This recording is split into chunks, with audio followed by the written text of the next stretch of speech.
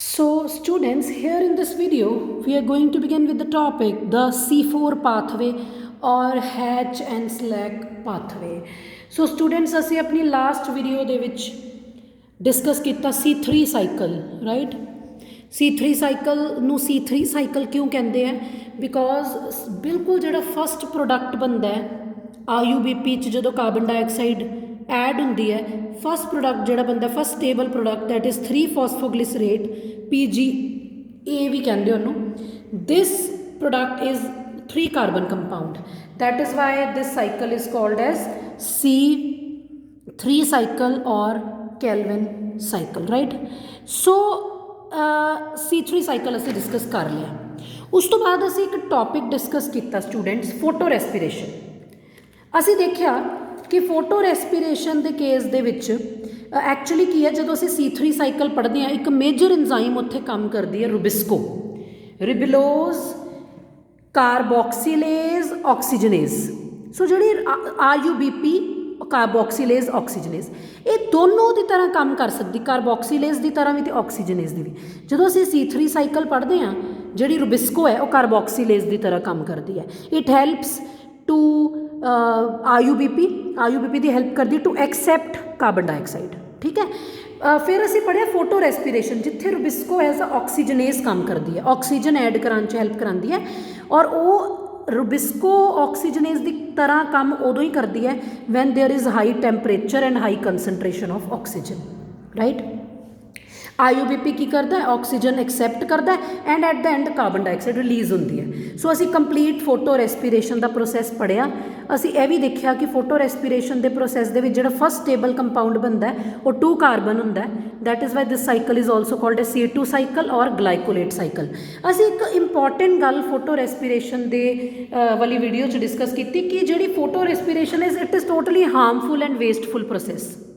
ਵੇਸਟਫੁਲ process ਐਵੇਂ ਕਿਉਂਕਿ ਇਸ ਪੂਰੇ ਪ੍ਰੋਸੈਸ 'ਚ ਨਾ ਤਾਂ ਕਿਤੇ ATP ਦਾ ਗੇਨ ਹੁੰਦਾ ਨਾ ਕਿਤੇ NADPH2 ਦਾ ਗੇਨ ਹੁੰਦਾ, ਠੀਕ ਹੈ। So and carbon dioxide release ਹੁੰਦੀ ਹੈ, ਜਦ ਕਿ ਸਾਨੂੰ ਪਤਾ ਫੋਟੋਸਿੰਥੇਸਿਸ ਦੇ ਵਿੱਚ ਕਾਰਬਨ ਡਾਈਆਕਸਾਈਡ ਫਿਕਸ ਕਰਨੀ ਹੁੰਦੀ ਹੈ ਪਲਾਂਟ ਨੇ। ਸੋ ਇਹ ਜਿਹੜੀ ਪ੍ਰੋਬਲਮ ਹੈ ਫੋਟੋ ਰੈਸਪੀਰੇਸ਼ਨ ਦੀ, ਇਹ ਵੇਸਟਫੁਲ ਪ੍ਰੋਸੈਸ ਹੈ। This is actually a problem for plant. ਔਰ ਇਹ ਪ੍ਰੋਬਲਮ ਖੜੀ ਕਦੋਂ ਹੁੰਦੀ ਹੈ, ਜਦੋਂ ਹਾਈ ਟੈਂਪਰੇਚਰ ਅਤੇ ਹਾਈ ਕੰਸਨਟ੍ਰੇਸ਼ਨ ਆਫ ਆਕਸੀਜਨ ਹੁੰਦੀ ਹੈ ਅਤੇ ਰੂਬਿਸਕੋ ਜਿਹੜੀ ਹੈ ਆਕਸੀਜਨੇਜ਼ ਦੀ ਤਰ੍ਹਾਂ ਕੰਮ ਕਰਦੀ ਹੈ। ਇਸ ਪ੍ਰੋਬਲਮ ਨੂੰ ਸੋਲਵ ਕਰਨ ਦੇ ਲਈ ਜਾਂ ਇਸ ਪ੍ਰੋਬਲਮ ਦਾ ਸਲਿਊਸ਼ਨ ਕੱਢਣ ਲਈ ਪਲਾਂਟਸ ਇਸ ਪਾਥਵੇ ਨੂੰ ਫੋਲੋ ਕਰਦੇ, that is C4 pathway which is also called as Hatch and Slack pathway or Hatch and Slack cycle.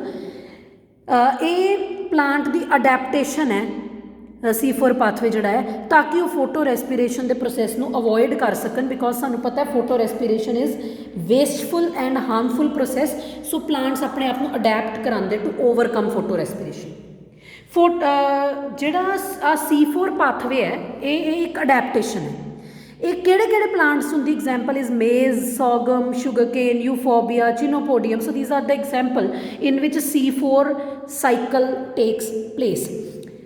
ਫਿਰ ਉਹੀ ਗੱਲ, ਇੰਪੋਰਟੈਂਟ ਗੱਲ ਕਿ ਜਿਹੜਾ C4 ਸਾਈਕਲ ਹੈ ਉਹ ਇੱਕ ਅਡੈਪਟੇਸ਼ਨ ਹੈ ਪਲਾਂਟ, ਤਾਂ ਕਿ ਉਹ ਫੋਟੋ ਰੈਸਪੀਰੇਸ਼ਨ ਦੇ ਲੋਸ ਨੂੰ ਅਵੋਇਡ ਕਰ ਸਕੇ, ਰਾਈਟ। ਸੋ ਸਭ ਤੋਂ ਪਹਿਲਾਂ ਬਿਫੋਰ ਸਟਾਰਟਿੰਗ ਦਾ ਸਾਈਕਲ, ਮਤਲਬ C4 ਪਾਥਵੇ ਸਟਾਰਟ ਕਰਨ ਤੋਂ ਪਹਿਲਾਂ ਅਸੀਂ ਇਹ ਦੇਖਾਂਗੇ ਪਲਾਂਟ ਆਪਣੇ ਆਪ ਨੂੰ ਕਿਵੇਂ ਅਡੈਪਟ ਕਰਾਉਂਦਾ ਹੈ।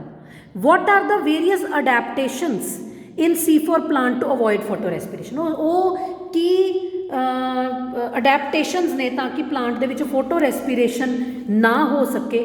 ਉਹ ਦੋ ਅਸੀਂ ਮੇਨਲੀ ਪੜ੍ਹਨੀਆਂ। One is dimorphic chloroplast and second is Kranz anatomy. Kranz anatomy 'ਤੇ ਸ਼ਾਰਟ ਕੁਐਸਚਨ ਵੀ ਸਾਡੇ ਕੋਲ ਆ ਜਾਂਦਾ ਹੈ। What is dimorphic chloroplast? Di means two. Two types of chloroplast are there in C4 plant. C4 plant ਦੇ ਵਿੱਚ 2 ਤਰ੍ਹਾਂ ਦਾ chloroplast ਹੁੰਦਾ ਹੈ ਤਾਂ ਕਿ ਉਹ ਜਿਹੜਾ ਫੋਟੋ ਰੈਸਪੀਰੇਸ਼ਨ ਦਾ ਪ੍ਰੋਸੈਸ ਹੈ ਉਹਨੂੰ ਅਵੋਇਡ ਕਰ ਸਕੇ, ਠੀਕ ਹੈ ਜੀ। ਸੋ 2 ਤਰ੍ਹਾਂ ਦਾ ਕਿਹੜਾ ਕਲੋਰੋਪਲਾਸਟ ਹੈ ਪਲਾਂਟ ਦੇ ਵਿੱਚ, one is granal and one is agranal, right. Granal means ਉਹਦੇ 'ਚ ਗ੍ਰੈਨਮ ਹੈ। ਗ੍ਰੈਨਮ ਅਸੀਂ ਕਰ ਚੁੱਕੇ ਹਾਂ ਨਾ ਕਲੋਰੋਪਲਾਸਟ, ਉਹ ਸਟੈਕ ਬਣ ਜਾਂਦਾ ਕੋਇਨਸ ਦਾ, ਥਾਈਲੇਕੋਇਡ ਦਾ। So granal means it has granum and agranal means it does not have granum, ਠੀਕ ਹੈ। ਸੋ ਫਿਰ ਜੇ ਗ੍ਰੈਨਮ ਨਹੀਂ ਹੈ ਤਾਂ ਕੀ ਹੈ, ਕੱਲਾ stromal lamellae. If you want to see what is stromal lamellae, I will again show you what is stromal lamellae, right.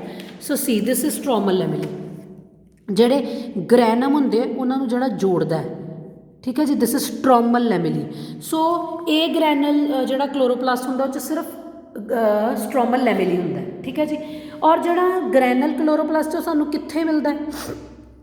D's ਗ੍ਰੈਨਲ chloroplast, ਇਹ ਗ੍ਰੈਨਲ ਕਲੋਰੋਪਲਾਸਟ ਦੇ ਵਿੱਚ ਥਾਈਲੇਕॉइड्स ਆ। ਥਾਈਲੇਕॉइड ਤਾਂ ਹੋਣੀ ਹੈ ਨਾ, ਥਾਈਲੇਕॉइड ਦੀ ਸਟੈਕ ਨੂੰ ਹੀ ਥਾਈਲੇਕॉइड ਦੇ ਗਰੁੱਪ ਨੂੰ ਹੀ ਤਾਂ ਅਸੀਂ ਗ੍ਰੈਨਾ ਬੋਲਦੇ ਹਾਂ ਨਾ। ਸੋ ਇਹਦੇ 'ਚ ਥਾਈਲੇਕॉइड्स ਹੁੰਦੇ ਆ ਔਰ ਇਹ ਮੇਨਲੀ ਮੀਜ਼ੋਫਿਲ ਸੈੱਲ 'ਚ ਪਾਏ ਜਾਂਦੇ ਆ। ਮੀਜ਼ੋਫਿਲ ਸੈੱਲ ਮੈਂ ਨੀਚੇ ਡਰॉ ਕੀਤੇ ਹੋਏ ਆ। ਇਹ ਆਊਟਰ ਕਵਰਿੰਗ ਐਪੀਡਰਮਿਸ ਤੇ are mesophyll cells. Here you can find granal chloroplast. ਇਹ ਗ੍ਰੈਨਲ ਸਾਨੂੰ ਕਿੱਥੇ ਮਿਲਦੇ ਆ? ਬੰਡਲ ਸ਼ੀਟ ਸੈੱਲ 'ਚ। So where are bundle sheath cell situated? Here in the centre, right. So ਇਹ ਹੋ ਗਿਆ ਪਲਾਂਟ ਦੀ C4 ਪਲਾਂਟ ਦੀ ਪਹਿਲੀ adaptation to avoid photorespiration, that is dimorphic chloroplast. Coming to Kranz anatomy, important question ਹੈ। Kranz anatomy ਕੀ ਹੈ? ਜਿਹੜੇ bundle sheet cells ਹੁੰਦੇ ਨੇ they are arranged in wreath like manner. So what is wreath? Circular arrangement, right. So ਤੁਸੀਂ ਦੇਖ ਸਕਦੇ ਹੋ ਇਸ ਡਾਇਗਰਾਮ ਦੇ ਵਿੱਚ ਜਿਹੜੀ ਮੈਂ ਡਰॉ ਕੀਤੀ ਹੈ, ਆਊਟਰ ਜਿਹੜੀ ਮੈਂ ਬਲੂ ਕਲਰ ਨਾਲ ਡਰॉ ਕੀਤੀ ਅਪਰ ਐਪੀਡਰਮਿਸ ਹੈ, ਠੀਕ ਹੈ। ਦਿਸ ਇਜ਼ ਰੈਡ ਨਾਲ ਜਿਹੜੀ ਮੈਂ ਡਰॉ ਕੀਤੀ ਕਿਊਟੀਕਲ ਹੈ। So these are the cells, mesophyll cells ਹੈ ਰੈੱਡ ਵਾਲੇ, mesophyll cell. And mesophyll cell ਦੇ ਵਿੱਚ ਜਿਹੜੇ ਮੈਂ ਬਲੂ ਡਾਟਸ ਬਣਾਏ these are the granal chloroplast, ਜਿੱਥੇ ਲਾਈਟ ਰਿਐਕਸ਼ਨ ਹੁੰਦੀ ਹੈ। ਅਸੀਂ ਪੜ੍ਹ ਕੇ ਆਏ ਨਾ ਲਾਈਟ ਰਿਐਕਸ਼ਨ, ਨॉन ਸਾਈਕਲਿਕ ਫੋਟੋਫਾਸਫੋਰਾਈਲੇਸ਼ਨ, ਸਾਈਕਲਿਕ ਫੋਟੋ ਪੜ੍ਹੀ ਹੈ ਨਾ, ਰੀਡ ਕੀਤੀ ਹੈ ਨਾ ਅਸੀਂ ਆਲਰੇਡੀ, ਸਾਈਕਲਿਕ ਤੇ ਨॉन ਸਾਈਕਲਿਕ ਫੋਟੋਫਾਸਫੋਰਾਈਲੇਸ਼ਨ। ਸੋ ਇੱਥੇ ਹੁੰਦੀ ਹੈ ਗ੍ਰੈਨਲ ਕਲੋਰੋਪਲਾਸਟ। ਓਕੇ, ਨਾਓ ਜਿਹੜੇ ਬੰਡਲ ਸ਼ੀਟ ਸੈੱਲ ਨੇ, you can see here these bundle sheet cells they are arranged in a circular manner, wreath like manner। So ਇੱਥੇ ਜਿਹੜਾ ਇਸ ਚੀਜ਼ ਨੂੰ ਅਸੀਂ ਕਹਿੰਦੇ ਹਾਂ Kranz anatomy. And you can see here ਜਿਹੜੇ ਆ ਬੰਡਲ ਸ਼ੀਟ ਸੈੱਲ ਹੈ ਇਹਦੇ ਵਿੱਚ ਏ ਗ੍ਰੈਨਲ ਕਲੋਰੋਪਲਾਸਟ ਨੇ, ਜਿਹੜੇ ਮੈਂ ਰੈੱਡ ਡਾਟ ਨਾਲ ਡਰॉ ਕੀਤਾ agranal chloroplast. And you all know that ਕਿ ਜਿਹੜਾ ਇਹ ਗ੍ਰੈਨਲ ਕਲੋਰੋਪਲਾਸਟ ਹੈ ਉਹ ਬੰਡਲ ਸ਼ੀਟ ਸੈੱਲ 'ਚ ਮਿਲਦੇ ਨੇ। ਐਂਡ ਇੱਕ ਗੱਲ ਹੋਰ, ਇਹਦੇ ਸੈਂਟਰ ਜਿਹੜੇ ਬੰਡਲ ਸ਼ੀਟ ਸੈੱਲ ਹੈ ਉਹਨਾਂ ਨੇ ਜਿਹੜਾ ਸਰਕੂਲਰ ਅਰੇਂਜਮੈਂਟ ਬਣਾਇਆ ਉਹ ਵੈਸਕੂਲਰ ਟਿਸ਼ੂ ਦੇ ਅਰਾਊਂਡ ਬਣਾਇਆ। ਵੈਸਕੂਲਰ ਟਿਸ਼ੂ ਪਲਾਂਟ ਦੇ ਜ਼ਾਇਲਮ ਐਂਡ ਫਲੋਇਮ, ਉਹਦੇ ਅਰਾਊਂਡ ਸਰਕੂਲਰ ਮੈਨਰ 'ਚ ਪ੍ਰੈਜ਼ੈਂਟ ਹੈ ਬੰਡਲ ਸ਼ੀਟ ਸੈੱਲ। ਇਸੀ ਚੀਜ਼ ਨੂੰ ਅਸੀਂ ਕ੍ਰੈਨਜ਼ ਐਨਾਟਮੀ ਕਹਿੰਦੇ ਹਾਂ। ਔਰ ਇਹ ਜਿਹੜੀ ਅਡੈਪਟੇਸ਼ਨ ਹੈ ਕ੍ਰੈਨਜ਼ ਐਨਾਟਮੀ ਵਾਲੀ ਸਟੂਡੈਂਟਸ, ਇਹ ਉਸ ਪ੍ਰੋਬਲਮ ਨੂੰ ਅਵੋਇਡ ਕਰਦੀ ਹੈ high temperature and high oxygen concentration. ਕਿਉਂ? ਕਿਉਂਕਿ ਜੇ ਟੈਂਪਰੇਚਰ ਹਾਈ ਹੁੰਦਾ ਹੈ ਐਂਡ ਆਕਸੀਜਨ ਦੀ ਕੰਸਨਟ੍ਰੇਸ਼ਨ ਵੱਧ ਹੁੰਦੀ ਹੈ ਤਾਂ ਫਿਰ ਫੋਟੋ ਰੈਸਪੀਰੇਸ਼ਨ ਹੋ ਜਾਂਦੀ ਹੈ। ਔਰ ਫੋਟੋ ਰੈਸਪੀਰੇਸ਼ਨ ਇੱਕ ਵੇਸਟਫੁਲ ਪ੍ਰੋਸੈਸ ਹੈ। ਪਲਾਂਟ ਨੇ ਫੋਟੋ ਰੈਸਪੀਰੇਸ਼ਨ ਨਹੀਂ ਕਰਨੀ, ਇਸੇ ਕਰਕੇ ਤਾਂ ਇਹ ਵਾਲੀਆਂ ਅਡੈਪਟੇਸ਼ਨਸ ਕਰ ਰਿਹਾ। ਹੁੰਦਾ ਕੀ ਹੈ, ਕਿਉਂ ਕਿੱਦਾਂ ਅਵੋਇਡ ਹੁੰਦੀ ਹੈ ਪ੍ਰੋਬਲਮ ਹਾਈ ਟੈਂਪਰੇਚਰ ਅਤੇ ਹਾਈ ਆਕਸੀਜਨ ਦੀ? ਐਵੇਂ ਅਵੋਇਡ ਹੁੰਦੀ ਹੈ ਕਿ ਜਿਹੜੇ ਲੋਅਰ ਲੇਅਰ ਦੇ ਸੈੱਲ ਹੁੰਦੇ ਆ ਉਹਨਾਂ ਦਾ ਟੈਂਪਰੇਚਰ ਲੋ ਹੁੰਦਾ ਹੈ। ਅੱਪਰ ਜਿਹੜੀ ਸੈੱਲਸ ਹੋਣਗੇ, ਜਿੱਦਾਂ ਹੁਣ ਲੀਫ ਤੇ ਆਪਾਂ ਅਰੇਂਜਮੈਂਟ ਦੀ ਗੱਲ ਕਰਦੇ, ਜਿਹੜੇ ਅੱਪਰ ਸੈੱਲਸ ਹੋਣਗੇ ਉੱਥੇ ਟੈਂਪਰੇਚਰ ਥੋੜ੍ਹਾ ਹਾਈ ਹੁੰਦਾ, ਤਾਂ ਹੀ ਬੰਡਲ ਸ਼ੀਟ ਸੈੱਲਸ ਇੱਥੇ ਅਰੇਂਜ ਨੇ ਇਨ ਅ ਡੀਪਰ ਲੇਅਰ। ਸੋ ਉੱਥੋਂ ਟੈਂਪਰੇਚਰ ਕੀ ਹੁੰਦਾ? ਘੱਟ ਹੁੰਦਾ। ਐਂਡ ਜਿਹੜੇ ਏ ਗ੍ਰੈਨਲ ਕਲੋਰੋਪਲਾਸਟ ਨੇ, ਇੱਕ ਇੰਪੋਰਟੈਂਟ ਇੱਕ ਤਾਂ ਗੱਲ ਹੋ ਗਈ ਟੈਂਪਰੇਚਰ ਨੀਚੇ ਘੱਟ ਹੈ, that is why ਦੀਸ cells are in the lower layer. ਦੂਸਰੀ ਗੱਲ ਇਹ ਹੈ ਕਿ ਜਿਹੜੇ ਏ ਗ੍ਰੈਨਲ ਕਲੋਰੋਪਲਾਸਟ ਨੇ which are present here in bundle sheath cell, ਉਹ ਨॉन ਸਾਈਕਲਿਕ ਫੋਟੋਫਾਸਫੋਰਾਈਲੇਸ਼ਨ ਨਹੀਂ ਕਰਦੇ। ਕਿਉਂ ਨਹੀਂ ਕਰਦੇ? ਥਾਈਲੇਕॉइड्स ਹੀ ਨਹੀਂ ਹੈਗੇ। ਨॉन ਸਾਈਕਲਿਕ ਫੋਟੋਫਾਸਫੋਰਾਈਲੇਸ਼ਨ ਨਹੀਂ ਕਰਨਗੇ। ਜੇ ਨॉन ਸਾਈਕਲਿਕ ਫੋਟੋਫਾਸਫੋਰਾਈਲੇਸ਼ਨ ਨਹੀਂ ਕਰਨਗੇ ਆਕਸੀਜਨ ਨਹੀਂ ਰਿਲੀਜ਼ ਹੋਊਗੀ, ਕਿਉਂਕਿ ਨॉन ਸਾਈਕਲਿਕ ਫੋਟੋਫਾਸਫੋਰਾਈਲੇਸ਼ਨ ਤੋਂ ਬਾਅਦ ਆਕਸੀਜਨ ਰਿਲੀਜ਼ ਹੁੰਦੀ ਹੈ। ਨਹੀਂ ਹੋਏਗੀ ਨਾ ਆਕਸੀਜਨ ਰਿਲੀਜ਼, ਆਕਸੀਜਨ ਵੀ ਨਹੀਂ ਰਿਲੀਜ਼ ਹੋ ਰਹੀ, ਇਹਦਾ ਮਤਲਬ ਉਹਦੀ ਕੰਸਨਟ੍ਰੇਸ਼ਨ ਵੀ ਨਹੀਂ ਵੱਧ ਰਹੀ, ਟੈਂਪਰੇਚਰ ਵੀ ਲੋ ਹੈ। ਸੋ ਇਸ ਕਰਕੇ ਇਹ ਜਿਹੜੀ ਸਾਡੇ ਕੋਲ ਅਡੈਪਟੇਸ਼ਨ ਹੈ ਇਹ ਫੋਟੋ ਰੈਸਪੀਰੇਸ਼ਨ ਨੂੰ ਅਵੋਇਡ ਕਰਾਉਂਦੀ ਹੈ, ਕਿਉਂਕਿ ਫੋਟੋ ਰੈਸਪੀਰੇਸ਼ਨ ਹਾਈ ਟੈਂਪਰੇਚਰ ਅਤੇ ਹਾਈ ਆਕਸੀਜਨ ਕੰਸਨਟ੍ਰੇਸ਼ਨ 'ਤੇ ਹੁੰਦੀ ਹੈ। ਇਹ ਜਿਹੜੀ ਅਡੈਪਟੇਸ਼ਨ ਇਹਦੇ ਨਾਲ ਨਾ ਤਾਂ ਟੈਂਪਰੇਚਰ ਵੱਧ ਰਿਹਾ ਅਤੇ ਨਾ ਹੀ ਆਕਸੀਜਨ ਰਿਲੀਜ਼ ਹੋ ਰਹੀ ਹੈ। So these are the adaptations, various adaptations of, ਵੈਸੇ ਅਸੀਂ ਬੇਸਿਕਲੀ ਦੋ ਹੀ ਪੜ੍ਹੀਆਂ, dimorphic chloroplast and Kranz anatomy to avoid photorespiration.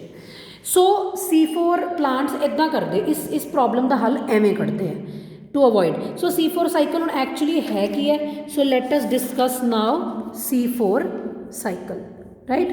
So why C4 cycle is called a C4 cycle, ਮੈਂ ਹੁਣੇ ਦੱਸਾਂਗੀ ਕਿਵੇਂ ਕੀ ਹੁੰਦਾ ਕੀ ਹੈ। ਸਟਾਰਟਿੰਗ ਦੇ ਵਿੱਚ ਸਭ ਤੋਂ ਪਹਿਲਾਂ ਕੀ ਹੁੰਦਾ, ਐਟਮੋਸਫੇਅਰਿਕ ਕਾਰਬਨ ਡਾਈਆਕਸਾਈਡ ਫਿਕਸ ਕੀਤੀ ਜਾਂਦੀ ਹੈ। ਸਾਨੂੰ ਪਤਾ ਹੀ ਹੈ ਫੋਟੋਸਿੰਥੇਸਿਸ 'ਚ ਕਾਰਬਨ ਡਾਈਆਕਸਾਈਡ ਫਿਕਸੇਸ਼ਨ ਹੁੰਦੀ ਹੈ। ਐਂਜ਼ਾਈਮ ਇੱਥੇ ਹੈਲਪ ਕਰਦੀ ਹੈ, ਕਾਰਬੋਨਿਕ ਐਨਹਾਈਡਰੇਜ਼। ਜਦੋਂ ਐਂਟਰ ਕਰਦੀ ਹੈ ਇੱਥੇ ਵਾਟਰ ਐਕਸੈਪਟ ਹੁੰਦਾ, ਵਾਟਰ ਤੇ ਕਾਰਬਨ ਡਾਈਆਕਸਾਈਡ ਰਿਐਕਟ ਕਰਦੇ ਨੇ, ਸਾਨੂੰ ਪਤਾ ਬਾਈਕਾਰਬੋਨੇਟ ਆਇਨ ਬਣਦਾ HCO3 ਨੈਗੇਟਿਵ। ਉਸ ਤੋਂ ਬਾਅਦ bicarbonate ion plus phosphoenolpyruvate, ਠੀਕ ਹੈ, ਪੈਪ ਜਿਹੜਾ ਪਹਿਲਾ ਅਜੇ ਕੰਪਾਊਂਡ ਬਣਿਆ ਨਹੀਂ, this PEP 3 carbon compound reacts with bicarbonate ion, ਔਰ ਇਹ ਰਿਐਕਸ਼ਨ ਕਿੱਥੇ ਚੱਲ ਰਹੀ ਹੈ, ਮੀਜ਼ੋਫਿਲ ਸੈੱਲ 'ਚ ਚੱਲ ਰਹੀ ਹੈ, ਰਾਈਟ। ਇਹ ਦੋਨੋਂ ਰਿਐਕਟ ਕਰਦੇ ਨੇ with the help of enzyme PEPCO, PEPCO ਦੀ ਫੁੱਲ ਫਾਰਮ ਹੁੰਦੀ PEP carboxylase. With the help of this enzyme ਮਤਲਬ ਕਾਰਬਨ ਡਾਈਆਕਸਾਈਡ ਹੁਣ ਫਿਕਸ ਹੋਣ ਜਾ ਰਹੀ ਹੈ, and first stable compound is going to form that is C4 acid. इस पहला स्टेबल कंपाउंड क्योंकि 4 कार्बन वाला है, that is why this cycle is also known as C4 cycle, right. So सब तो पहला कि कार्बन डाइऑक्साइड जो अंदर एंटर की वाटर नाल रिएक्ट की बाईकार्बोनेट आयन बनया, that bicarbonate ion reacts with 3 carbon compound PEP phosphoenolpyruvate, इनू पैप कहते in short, phosphoenolpyruvate react करती है, कार्बन डाइऑक्साइड फिक्स होंगी and form first stable compound that is C4 acid. And PEPCO की full form है जी enzyme इतने help कर रही है, पैप कार्बोक्सीलेज, ठीक है जी। कार्बोक्सीलेज का काम तो पता ही है, कार्बन डाइऑक्साइड फिक्सेशन कराना। This reaction takes place in mesophyll cell, आप हुणे मीजोफिल सैल डायग्राम च कर चुके हैं, ठीक है।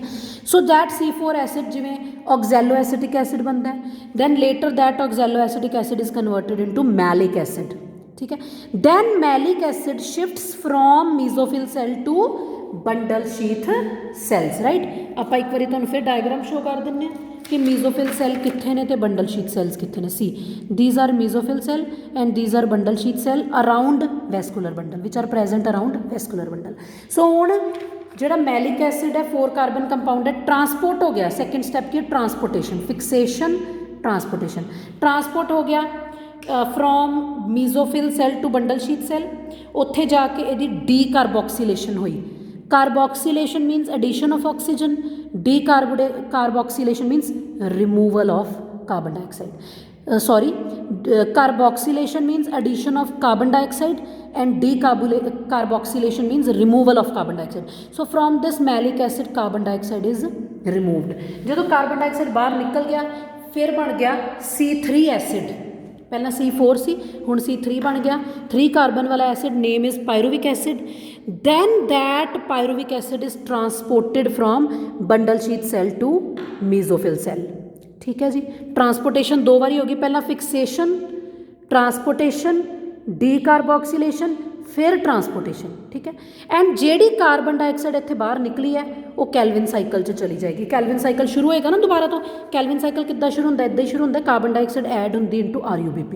So this carbon dioxide enters into C3 cycle, right. अच्छा, जिहड़ा C3 acid bundle sheath cell तो मीजोफिल सैल च गया सी, उस तो दोबारा पैप रीजनरेट होंदा, so step is called as regeneration. इस स्टैप नूं की कहंदे रीजनरेट। सो पायरुविक एसिड तो की बनता दोबारा तो PEP, and during this conversion ATP is converted into AMP, monophosphate, right? So this whole cycle is called as C4 cycle. यह जी मैं बाहर वाली पिंक कलर नाल लेयर ड्रॉ की, this is cell wall and purple नाल plasma membrane, ठीक है। So this is the complete C4 cycle, right.